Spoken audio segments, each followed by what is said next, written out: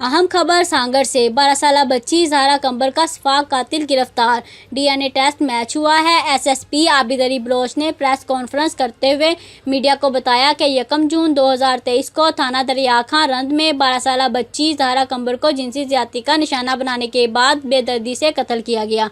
ऐसे दिलखराश वाक़े के बाद पुलिस की डीएसपी अयूब ब्रोही की सरबराही में जीआईटी टीम तश्कील दी गई।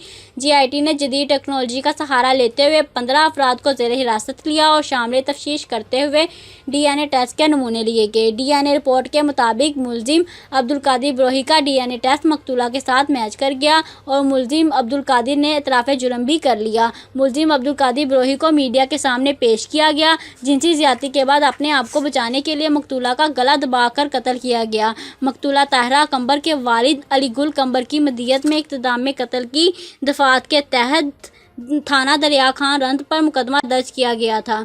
एसएसपी आबिद अली बलोच ने सहाफ़ियों के सवालात के जवाब देते हुए कहा कि मंशियात और जराइम के खात्मे के लिए मुहिम शुरू की गई है और जिला भर में अमन व अमान को हर सूरत में बरकरार रखा जाएगा। मज़ीद खबरों के लिए देखते रहें हिमायती न्यूज़ HD।